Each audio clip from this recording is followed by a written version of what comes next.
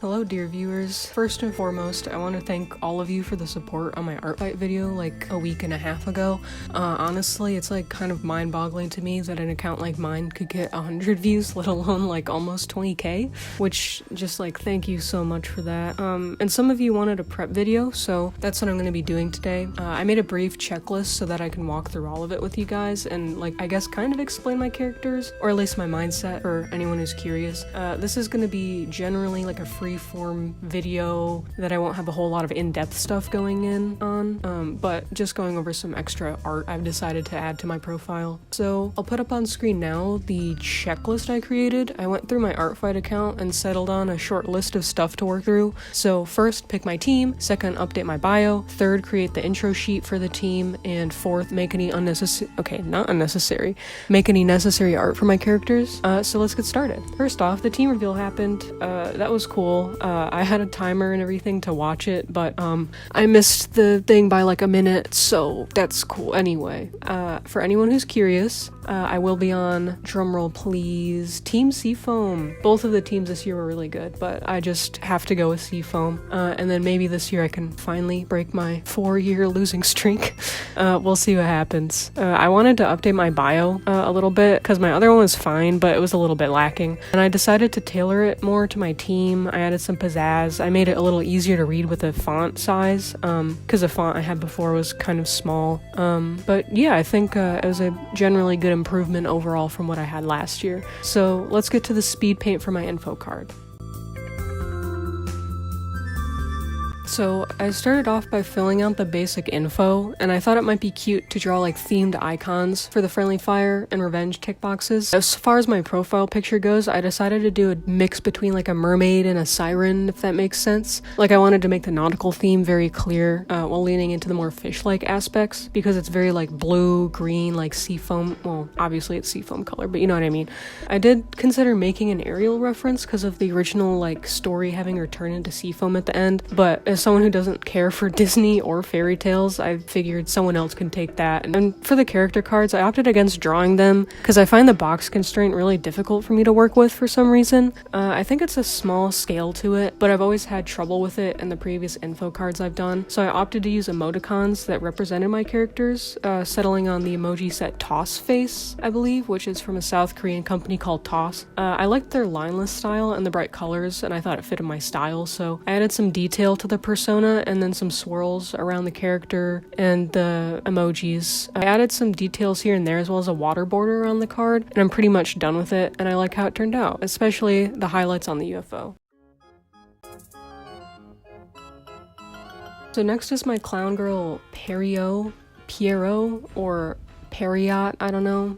I'm kind of up in the air about her name right now, but she's of course inspired by pierrot clowns. So out of all of my OCs, bar my Genshin character, she's probably the one I feel the most towards. As usually I really struggle to connect with OCs, which is probably why I draw so many only like one time and then never come back to them. But anyway, I wanted to draw a more dynamic pose for her because I think she kind of has a good few references already, and I wanted some more recent art of her just so there could be a different interpretation on her design that still kind of is like canon, I guess. I decided to put her hair up, and honestly I like it a lot. Plus her outfit before I gave her patterned pants anyway was kind of giving like 70s school teacher, like gonna give you an A in art class, which I thought was fun. I also thought it'd be fun to do a simple card background since ultimately that is part of her character, and I do actually have a Spotify playlist for her if anyone is interested in that. I know some people love that kind of thing. I've always liked the concept of making OC playlists, so I actually included a favorite song section on the template I used for some of my OC sheets. And if you want more info on her, feel free to check out her profile on ARTFIGHT or Unveil. I'm still not like mentally prepared to tackle navigating Toy House, so there's nothing on there for her yet or any of my other characters, and that will probably be that way for a while, so don't get your hopes up. But like I said, I do have a Spotify for her and an Unveil, so if you're really so inclined, feel free to check one of those out. So next is Tiller. He's my quote-unquote scary character, although like honestly he's ominous at best. I originally drew him for a Scholastic art competition a few years back, but I did like his design, so it stuck around. Believe it or not, his jacket is inspired by George Costanza from Seinfeld. There's an episode where he gets like this like excessively large puffy coat, if anyone likes trivia. Anyway, the last piece, this isn't really a ref sheet. My permissions for this character allow for more body horror content, and I figured since what I allow is basically anything, it might be good to have an example of what's possible, so I decided to have some fun with it. Under the hood, his two eyes became like a lot of eyes, and his deep smile kind of became a skull, which eventually became like a more broken skull.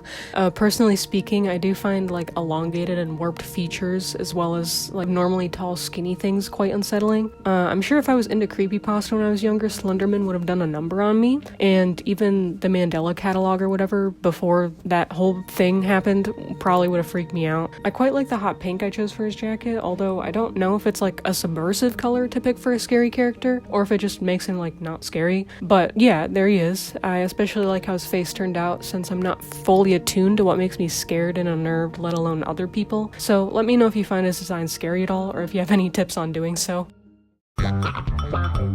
So thank you all once again for support on my last video. Liking and subscribing really does help me out a lot, so if you are liking this video so far, feel free to do so. I also put a lot of my art over on Instagram, so check that out if you're interested. Once again, thank you for the support, guys. Thank you so much. Next character is my D&D character, Polybius Parfield. I actually have a video on pause about him right now and the process of his design, but it turned out a little scuffed, so I might have to restart it from scratch. I decided to go with a sitting and reading pose as this character is very interested in research in his studies, and I added a large plume on the hat to kind of balance out the design because it feels pretty weighed down by the dress and the petticoat, the overcoat, whatever it's called. I also definitely wanted pearls to signify both a higher class status and a more nautical theme that the campaign I'm in has, because he's a pirate. Plus it fits, you know, the seafoam theme, so that's kind of cool. I don't actually have a lot to say about Polly since she's my most recent OC. I made her like a month-ish ago, and I've yet to really play with her much or develop her past a few bullet points I made with her ref sheet. I do quite like her design though, and I think the piece turned out pretty well, so that's pretty cool.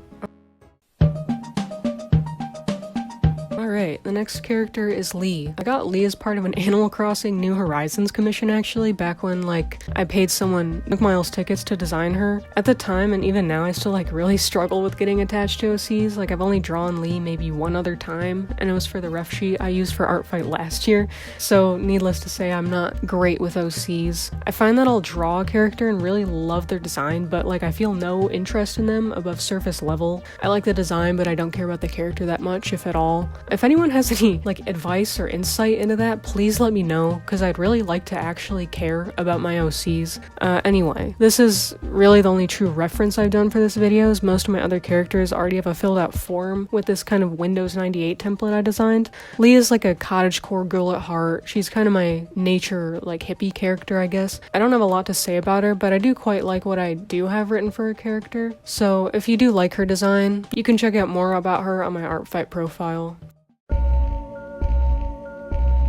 And last but not least is Twig, a little alien that's kind of just hanging out. All of my art for it, other than my reference template, is super old, so I doodled a lot of the art in my freshman year computer graphics class, which, like, needless to say, was a very long time ago. I wanted to refresh its design because I haven't drawn it in a long time, so I figured my new style, or not even my new style, just how I've changed with time, is probably gonna look a lot different, so people aren't relying on years old references. I wanted to bring in a more alien vibe, so I opted to use a yoga, like, meditation pose with orbs that it has in its hand. Off the top of my head, it's like that one Overwatch robot. I'll put it up on the screen if I look it up later. I don't play Overwatch, I'm a TF2 person, but honestly, looking back on it, I think I took a lot of inspiration from Steven Universe's robots with healing goo, like way back from the first season, I think, like with Peridot. Anyway, at one point I did have a Spotify playlist for Twig, but I think I deleted it because I can't find it anywhere, so if anyone's interested, I might remake that. Anyway, Twig is a robotic entity from another universe doing God knows what, like synthesizers and puzzles, and can speak every language. It's all that like fun alien stuff. So let me know if you're interested in more lore of Twig, and honestly I had a lot of fun redesigning art,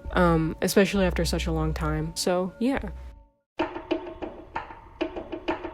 I actually have two more characters I didn't make art for, that being Clover and 84.